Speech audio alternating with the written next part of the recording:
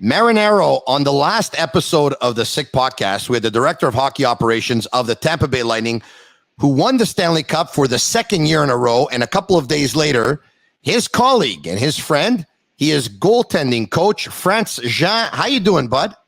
I'm doing great, Tony. Thanks for having me. Really appreciate the invitation. Well, you're very welcome. I've heard a lot about you, but I never had an in. And now all of a sudden I said, I need to chat with that guy. And a cup is a good in, right? You're able to make it happen. So thanks so much for that. It's nice to finally meet you. Where do we start? But 2 in a row, 2 in the last 2 years. I guess it never gets old. How does it feel, and what have you gone through in the last week? Well, it's it was a little bit different than last year for the simple reason our families were there. Last year we kind of had that explosion of emotion, exuberance, really kind of, first cup, first time there, and being able to finally hoist it, and this year, my son, my 15-year-old son who plays hockey at the Mount Academy in Charlottetown, was there, and my wife was there in the stands, and we were able to celebrate after the game in the dressing room. That made it really, really special. And the feeling was probably different. It was probably more a feeling of a satisfaction this year, of mission accomplished, because the objective at the start of the year was really, really clear, what we wanted to do. Like there was no gray area. It was let's go for a second one here. And it was pretty cool to be able to accomplish it.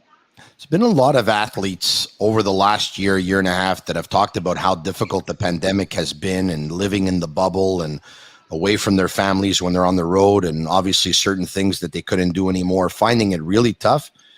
Can you put into words how tough the last couple of years has been for someone working in professional sports? Well, it's been really difficult because last year we were in a full bubble, which, we were gone for over 65 days. The Toronto bubble, the NHL did an unbelievable job. Like, we had access to amenities that made it livable. Edmonton was a little different. The hotel was great, but it was a lot more confined in terms of access to things, and we couldn't really go outside that much. There was kind of a little courtyard, like a cement courtyard, that they had a couple of food trucks, but it was nothing there. So it was difficult mentally to be able to just keep going every day and stay positive. But we have a sports psychologist that did. His name is Ryan Hamilton. He's from Fredericton, New Brunswick. He did a great job keeping us kind of engaged and kind of having that resiliency, to keep going. And this year it was different in the sense that the NHL protocol was pretty tight in terms of what we could do on the road and what we could do, at home, even at home. So we were still, it was kind of a looser bubble, but it was still a bubble, and you get tested every day. So it was kind of, you're kind of disconnected from everybody else, from the real world, so that's what made it a little difficult. I find it's the lack of connection with people. He is France Jean. I'm Tony Marinero. It's a Sick Podcast, and the show is brought to you by Essentia, the world's only natural memory foam mattress. Go to myessentia.com/sickpod and use code SICKPOD for a free pillow with your purchase. Essentia, beyond organic sleep. Speaking of sleep, I don't think you got much, because you talked about your 15-year-old son, and I read this, that after winning the Stanley Cup, you guys partied till what time exactly? And when I say you guys, I would imagine as an entire team, right? Yes, we got home and we went to bed at 6 a.m. 6 a.m. Okay, listen. Yeah. You have to tell me, because I've always wanted to be behind the scenes, but unfortunately I've never been part of an organization. Maybe one day you'll hire me. But until then, you win the Stanley Cup. What happens? Where are you? Where do you guys go? Where are you partying? Do you go anywhere else? Who's there? Give me actually, it was last year when we won in the bubble. It was only the team and the staff, right? So it kind of kept going until maybe 11 midnight, and then we all moved everything to the hotel. We had a big room there, and we kept just celebrating there probably till 3 or 4 in the morning. This time, families are there. The building is packed. So once the cup got in the dressing room, everything stayed in our dressing room area. the gym area, the clinic area, and everything. People were just walking in and out, families. The organization did a great job to bring all the families down in kind of a VIP lounge that is right beside our gym, so our families could just walk in, in the dressing room area without any problem. And it was just like maybe 150 people, 200 people just walking around, having fun, sipping champagne from the cup and taking pictures. And France, why don't I ever get invited to things like this? I mean, if there's going to be 150, 151, what's the difference? Well, now that we got a relationship, Tony, and you finally invited me to one of your shows, now we can really work on that. You never know, right? Okay, fantastic. You never know. So you end up getting home at around 6 o'clock in the morning, but you didn't sleep much because I read that you were on the road shortly thereafter. Yeah. So my son is, like I said, 15 years old. He's a pretty good hockey player, and he's like he had a skill session with a skill coach the next morning, and it was planned, days in advance, not thinking that necessarily that was going to be the night, So we leave the rink around 5:15, around 5:15, and I'm telling my son, I said, like, what do you want to do tomorrow? Like, do you want to go? And he says, hell yeah, like, we're going. Like, I say, you sure? Like, you're going to go to bed at 6, you'll have like an hour and a half sleep. He said, I'm not missing that skill session. So we got home, we went to bed for about an hour and a half. We got up, ate breakfast, and we were back on the road. And it was actually a pretty cool moment. Next morning you're sitting in the car with your son, and you're looking at each other. We're saying, hey, we just won the Stanley Cup, Wow. And so that was really special moment. Big party. Speaking of which, sophistication, event rentals, live music, DJs, sound systems, tents, chairs, tables, decor, lighting, photo booth, TV screens in Montreal, 514-570-5770. So a big party in Tampa for you. Hey, being a dad of boys who play organized sports, and my boys play soccer, I can just imagine that a big part of you was hoping that your son would say, no, Dad, let's not go. But once you got in the car and on the road there, I'm sure you must have been so proud of your son's commitment on such very little sleep to want to get in that training session with his skills coach, huh? For sure. Like, I mean, it's one thing about him is that he loves the game. And he works. I would say his biggest attribute actually is right here. Bring him in. Here's the there boy. we go. Here he is. Salut, ça va? This is Tony. He can't hear you because I have the earphones. Okay. But Thumbs up for him. All right. Thumbs up for him. All right. So yeah, he I think one of his biggest asset really is his work ethic. He's a kid that gives it all the time, and that's something as a father you want to install in your kids. Yeah. And I always told him, if you're going to do something, do it well, and give it your all. Don't leave anything out there. Don't leave any doubt. And he's got that mentality, and so for him, he's always he's always trying to find a way to do more, to work on his skills. And I always told him, there's two types of player, and a wise guy told me a long time ago, a Hall of Famer actually told me, there's two types of players. There's guys that find ways out of the lineup and guys that find ways in, and I always told him, make sure you're one of the guys that find a way to stay in the lineup. And he's, he understands, he gets it, and he knows that, hey, you know what, like, I'll sleep after, so I'm very, very proud of him. And so you should be. Passion for the sport and work ethic, those are the two best things to have, without a doubt. So listen, I got two boys, and guess who they cheer for? Hockey team I'm talking to. I hope the Lightning. So my youngest, who's 16, cheers for the Pittsburgh Penguins. Wow. My 18-year-old cheers for the Tampa Bay Lightning. So you can imagine the way it was. Smart kid. And I've always given them, you know what? You cheer for whoever you want to cheer for. I think it's cool if you cheer for the team in the city that you live in. But at the same time, I said, I'll leave it up to them. About 5 years ago, and I told Matthew this story, about 5 years ago, my son said to me, I love Nikita Kucherov. I think he's the best player in the game. And I said to him, I said, Kucherov, he's got talent, but there's Crosby, there's Ovechkin, there's Malkin. Why you choose Kucherov? He says, I don't know. There's something about that player. I think he's the best. 5 years later, I think he's right. He's an unbelievable player. Like his vision, his skill. Actually, people kind of don't respect his work ethic.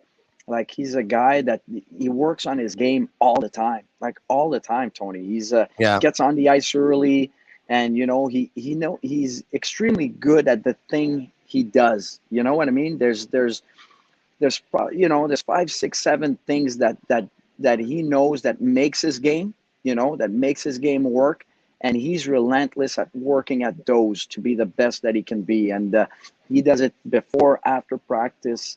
He's an extremely, extremely smart hockey player, hockey IQ through the roof, and he's a lot harder to play against than people give him credit for. He's a pretty competitive guy. Yeah, well, we saw the injuries the players were playing through, and we'll get to that in just a second. He also made me laugh in the press conference, besides the fact that he's unbelievable on the ice. He made me laugh in the presser, by the way. I like people that speak their mind. Yeah. I don't like anyone being cliche, and he's not cliche. And I love this, by the way. And I'm going to send you some of these, maybe, if you can get him one. Part of the show, Cherry River Hard Seltzer, only 90 calories, natural flavors, no preservatives, now available in Quebec grocery stores and the beer store. I thought he was really funny at the press conference. I know he took some heat here in Montreal. Mm-hmm. For some, they probably would have wished he didn't say what he said. I think he's got personality. I think he's a funny guy. I think so too. I think it was hilarious. Honestly, I think like you got to take his message for what it was. He was basically standing up for his teammate, for his friend. He was basically telling the world what he thinks about Andrei Vasilevskiy, and on top of that, there's the language barrier. Like he's Russian. He doesn't have the vocabulary you might have or I might have to express feelings or thought. Second part of it, you got to be thinking he just won the Stanley Cup. Yeah. He was under tremendous pressure in the playoffs to produce, coming back from a hip surgery, he played with cracked ribs, for the last 2 rounds. And finally he gets this exhale moment, where he can express, a pretty emotional topic for him. And he said what he said. And you know what? And friends, if I can, pardon me, for those who are unaware of what we're talking about, some of the things that he said when asked about Vasilevskiy, he said, I can't believe that Andre didn't win the Vezina Trophy this year, and I can't believe that he didn't win it last year, because he's the best goalie in the league, and he won the Conn Smythe, and he's proved to everyone that he's the best goalie in the league. Now, I want to give a shout out, if I can, to Excel Photo, and there's excellentphoto.ca is their website. They're in downtown Montreal. Montreal, they don't like losing, and when they lose, a lot of people are going to say a lot of things. There's a photo that I'm sure you've seen that has gone viral here. Mm-hmm. I'm going to show it to you. It's going to just put it up for a couple of seconds. Let's get to it. All right. Carey Price looks half the size of Andrei Vasilevskiy. Mm-hmm. I've been getting these messages every day, and I've been saying to people, come on, the National Hockey League measures the equipment. People don't want to buy it. This is coming from a goalie coach. Can you explain that photo to Montreal Canadiens fans who are scratching their head? So there's two elements to this picture. Like the angle of the picture plays obviously in the visual kind of visually what you see. The one thing is the NHL measures, like the companies, the hockey companies, when they build equipment, they have to go through certain rules and regulations to be able to keep their license to equip players. So they can't go off the track and start building stuff that is off those measurements. Once those pieces of equipment are built, they're sent to the NHL for measurements. The NHL measures it and then signs off on it, and then sends it to the team for the players to wear. Okay, so automatically it's literally impossible to have a piece of equipment that is illegal in terms of sizing and height and all that stuff. The restrictions are very strict. The rules are very strict, and the companies risk to lose their license to be able to equip the NHL if they infringe those rules. Second thing is Carey Price wear his chest protector inside his pants with the suspenders on top of it, which brings everything down and close to the body. It becomes kind of a snug fit, you know. Andre Vasilevskiy wears his suspender under his chest protector, so the chest protector is outside of the pants, so it's much looser. It creates an effect of size, obviously. But at the end of the day, Vasi's chest protector is not bigger than Carey Price's chest per the NHL measurements and rules. It's just the way Vasi wears it, and any goalie has the right to wear it outside his pants or inside his pants. It's preference. Personally, when I played a long time ago, I used to wear it inside my pants. Then 1 year I played with Martin Brodeur, who used to wear his pants without suspenders and had his chest protectors outside. And I said, oh my God, like he looks way bigger than I look, you know what I mean? And I started to do that. I started to do the same thing to try to get a little more, the perception of size, right? So it's little things that you can do as a goaltender to kind of give that perception. Last thing I can add is Andre Vasilevskiy is a big man. He's 6'3", 6'4". He's over he's like 215 pounds. He's a big bone individual. He's got and really like you could probably, he's got a somewhat of a running back frame. Like that's how big he is. He's got big thighs. He's got large hips, big shoulders, big upper body, big arms. So, you know, and he is taller than Carey Price. So when you put them side to side with all that stuff, you know, in consideration, Andre Vasilevskiy is just a bigger goaltender at the end of the day, you know. He is Franz Jean. It's the Sick Podcast. I'm Tony Marinaro. You can listen to us via the iHeart Radio app or follow us on all social media platforms. You've been with the Tampa Bay Lightning as their goalie coach since September 2010, so more than a decade. And, you know, you've had some great runs. Some of your goalies have just got better over the years. Ben Bishop became a dominant goaltender while with the Tampa Bay Lightning. Andre Vasilevskiy clearly is, a couple of Stanley Cups in the last 2 years. Vasilevskiy winning the Conn Smythe. What an incredible satisfaction. And I know you don't want to toot your own horn, but just what an incredible satisfaction this must be for you. Well, you want to talk about that? Yeah, sure. Like, you're very kind, Tony. I really appreciate the comment. You know, I've been lucky. Ben Bishop, Andre Vasilevskiy are great athletes, and like you're always as good as your athletes, honestly, as a coach. And when you're able to work with guys like that care and that work hard and that have abilities to work with, it makes it a lot easier for me to do my job. But for me, it's always about building a trust with the athletes.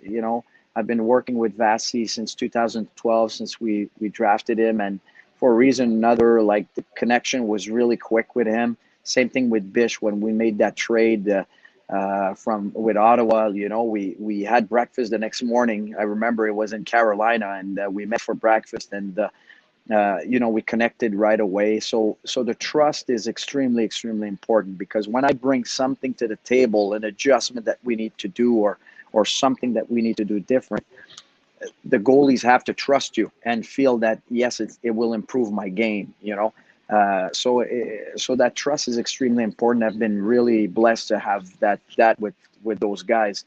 But you're proud, but you're proud of them. Like, it's not about me, but it's a lot more about being proud of what they're doing and what they've accomplished. It's like a mentor, like I see myself as a mentor for them. And when I see them realize these accomplishments, I'm extremely proud. It's like a father with their son, right?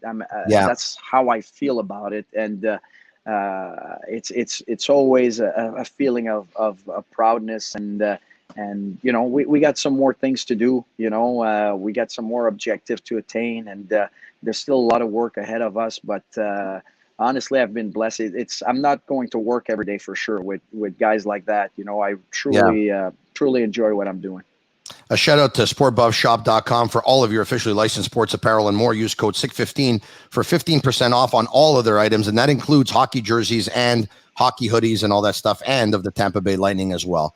I'm going to put you on the spot here maybe, but you're a big boy, and I know you can take it.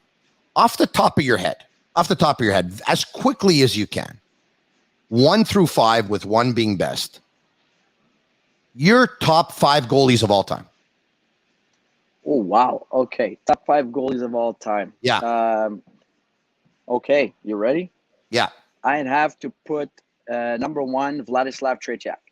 Wow. That's one that number 1. It's not unanimous, but it's an interesting choice. I like it. He was the dominant goalie of his era by a landslide. Nobody came close to him. Because every time somebody asks me this question, the guy that I give in this city, in this province, obviously is, I say Dominic Hasek, but I can't wait to see where you have your list. So go with Tretiak at number 1. Okay. Tretiak number 1. I'd go number 2. I have to go with Andrei Vasilevskiy, obviously. Fantastic. He still has a lot of work to do, but I honestly think that he's going to be recognized as one of the greatest goalies at the end of his career. He's going to be recognized as one of the great ones. I grew up a Montreal Canadian fan, so I got to go with some Montreal guys. I got to go with Patrick Roy among those guys. Yeah. I think you got to put Marty Brodeur in that mix also. Yeah. People say, he always played with a great team, but you know what? You got to make the saves. Sure. There's plenty of guys that played with great teams that were not able to make the save when it counted, and Marty always made them.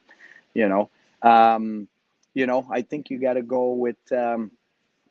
And now I'm at 4, like you said. I think at 5, there's a couple of guys. You got Dominic Hasek, who was a dominant goalie of his era. Like, for a span of 4 or 5 years, he was by far. And funny story, I was talking a few years ago to the goalie coach.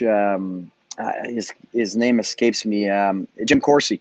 And he had him in Buffalo, had Dominic Hasek in Buffalo. And he told me he found some notes that he had from the time Dominic Hasek played for him. And he would finish his report by writing, "Too strong for the league." Wow. We're talking the NHL here. And the coach in his report to the management writes, he's too strong for the NHL. Well, he won back-to-back trophies, right? Exactly. I mean, at one point, I think his goals against average. I think his goals against average at one point was like under 1.5, or was something crazy. Like, it was crazy. But you know why I put Jacques Plante in there. Okay. I think Jacques Plante in his era was a dominant goalie too, and winning 5 cups. I think there's something to be said about that. The reason why I asked you the question is because I was wondering. I was going to come back with, do you think Vasilevskiy will be in that category by the time his career is over? And you already have him in that category of greats already. I do, and I'm a little biased because I coach him, because I see him every day. I see every game. I see every save. But I've been in the NHL long enough. I've been coaching long enough. I've been coaching for 25 years. And I'm a hockey buff, so I've watched every game, movie, documentary that has ever been made on hockey. I'm a hockey nerd to the point where I'm alone in my hotel room and I pull my iPad and I watch Vladislav Vasilevskiy's game from 1976. I'll pull, Canada Cup 87. I'll watch the 3 games, and you know what I mean? Like, that's what I do, and I'm a weird guy that way, but that's what I do. So I Google restaurants when I have free time. So I have a pretty good idea of goalies in each eras and all that stuff. And I look at what Vasi's doing, his abilities, his work ethic, his determination. I mean, he's, at his age, to have 2 cups, to have 4, to have a Vezina, to have 4 straight Vezina nominations. We're not even talking all-star nominations. We're, to be the the number one winning goalie every year for the last. He's been the top guy for like 3-4 years now. There's still a lot of stuff ahead, Yeah. that he's asked to accomplish.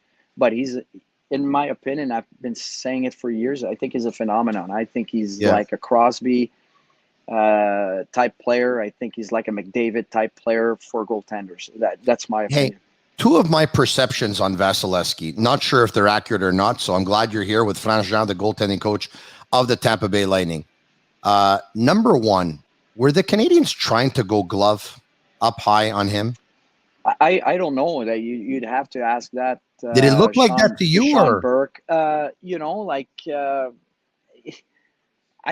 didn't feel they were like making sure that they were shooting there. In the series against the New York Islanders, we had a couple of post plays where they were perfect shot, short side, high glove. You know what I mean? When guys are in their RVH or their VH. So maybe it was something that they wanted to try to take advantage of, but I didn't feel that everything was going glove necessarily.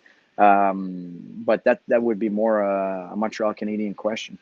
Number two, and it doesn't happen often, but because he doesn't get beat often. Sometimes, look, in clinching games, I think he's 4-0 and he's got shutouts. It's incredible.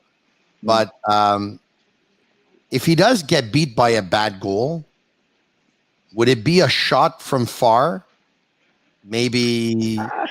Is there? I don't expect you to answer this. You're not going to tell us if there's a weakness on the goalie that you train. I get that too, but it seems to me that he makes unbelievable saves. He doesn't give up goals too often. If he does, he might give one that he'd probably like to have back, but then he ends up stopping I don't know how many sure goals. Yeah.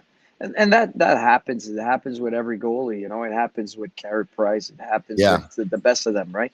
The big thing, like I don't think it's a trend for him to give bad goals. Certainly not. But there's one thing I can tell you is that for elite goaltenders, the ability to bounce back is a big strength. And I think Vasi over the years was able to develop that ability to, when he gives a bad goal or a goal he would like to have back, his ability to bounce back and refocus right away, right at the next shift is pretty impressive. I'll give you an example of it. In game, I think it was game 3 in Montreal, Suzuki scores off the wing, 5-hole. He kind of got caught in between and scores 5-hole. Right off the face-off, Montreal comes down and Shea Weber gets a great day scoring chance in the slot with a screen, and Vasi makes a great glove blocking save, on the play. And that kind of reset the tone to the period. It kind of allowed us to kind of catch our breath and, okay, let's get going again.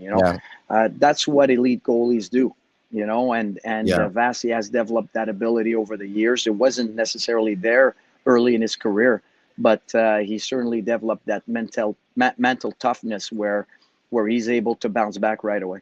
It's a Sick Podcast. I'm Tony Marinaro. He's Franjean. I know that learning never stops, and that's why there's always a job for coaches. But I'm curious, though, this off season, like, are you going to stick to your same plan, or are you going to be looking to see what they're doing somewhere? Because what can you possibly teach this guy right now? His game is such a high level. Are you finding it very challenging to actually bring something else, or are you just going to continue with the work that's been done here?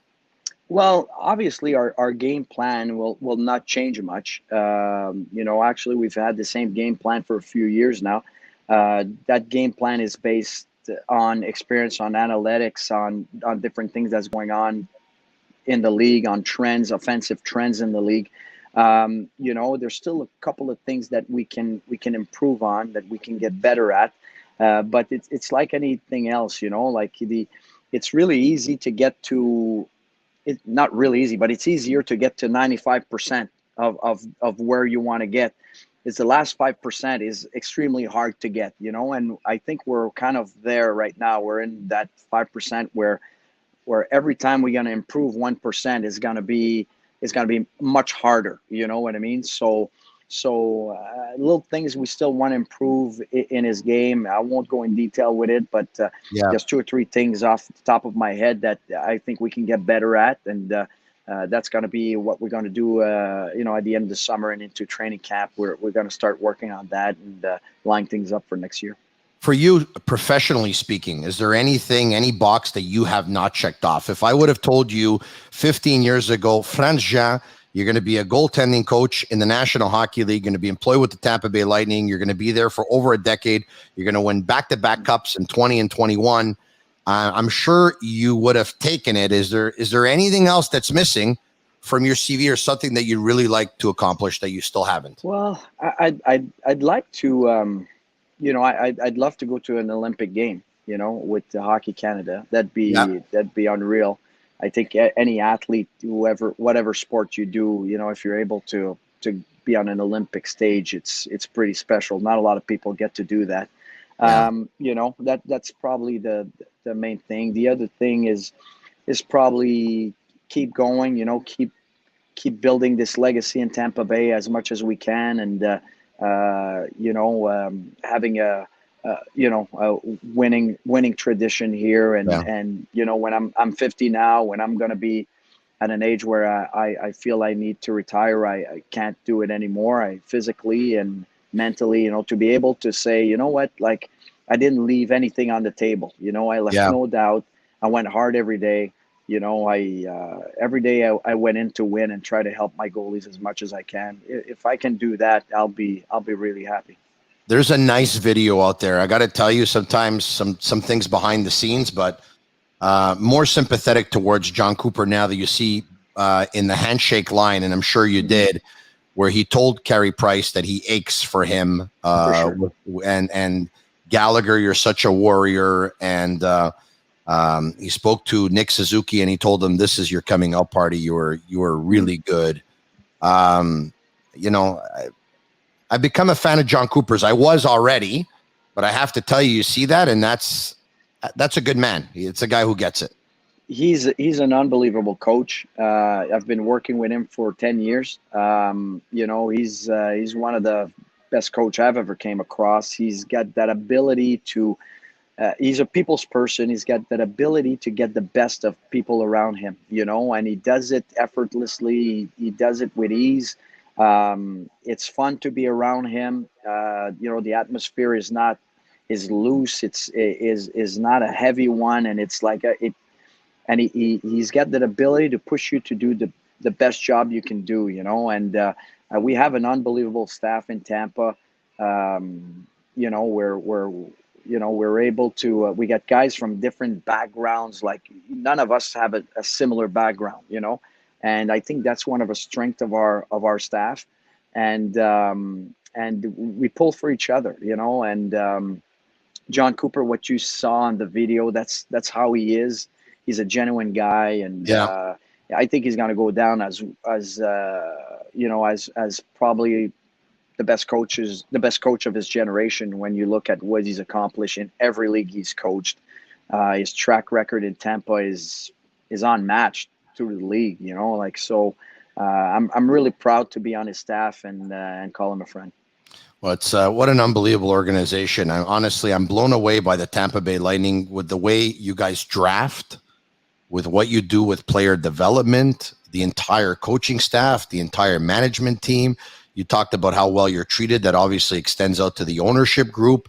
The fan base is so passionate in Tampa. I know my buddies went and they went to the sports bar there. I think it's called the Hat Trick Bar or whatever. And they walked in and they said, "Hey, what's the number one sport in Tampa?" And the waiter said, "Hockey." And my friend said, "You got to be kidding me." He said, No, it's hockey. And obviously it's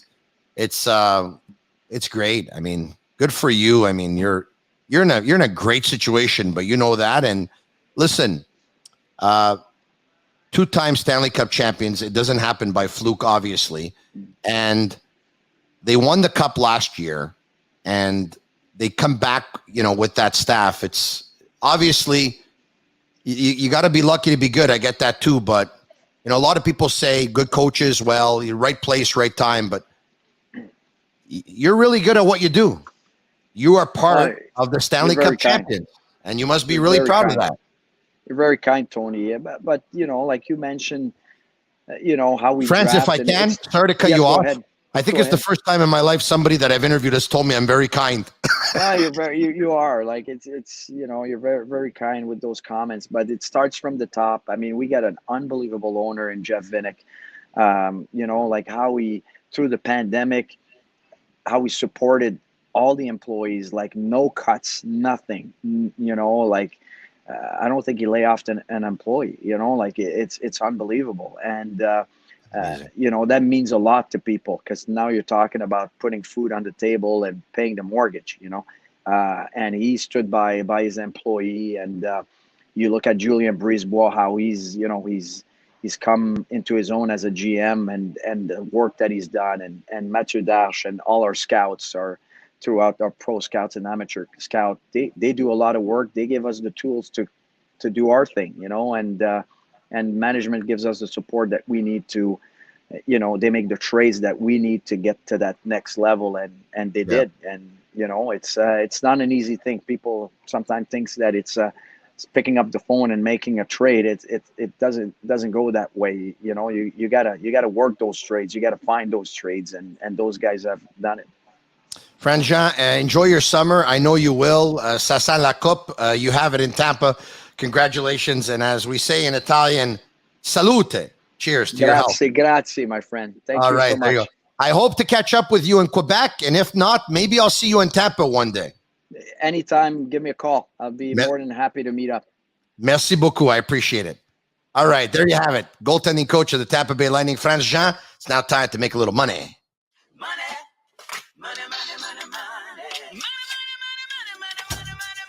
It's time for Sick Picks, brought to you by MyBookie. His handle is @RunMyBets. He's my buddy Cash. I haven't seen him in a couple of days. He's probably been spending some of that money he's been making. Cash, what do you got for me?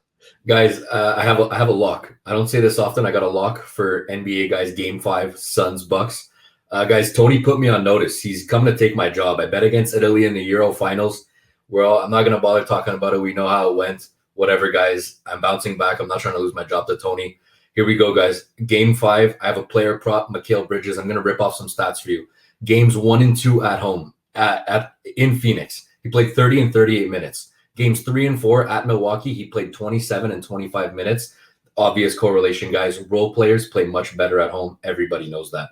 Here we go. Game 1, he played at the Suns, guys. He played at home, 14 points. Game 2, 27 points. What does that do? The market raises their number. Games 3, games 4, he only puts up 7 and 4 points, but he shot a combined 65% across those 2 games, guys. He's just not putting up shots right now. He's not getting a lot of time. He's not getting the time he was getting at home. They're back at home, guys. Role players play much better. Mikal Bridges over 10.5 points. Since he scored almost nothing the last 2 games, the markets came down a little bit. His number was at 12.5, 13.5. It's back down to 10.5. I love this number. This play's hitting, guys. 3 units, massive play, guys. I'm going to be sending this to my premium clients. Slam this bet, guys. Expect 35, 36 minutes out of him. Expect 14 to 15 points.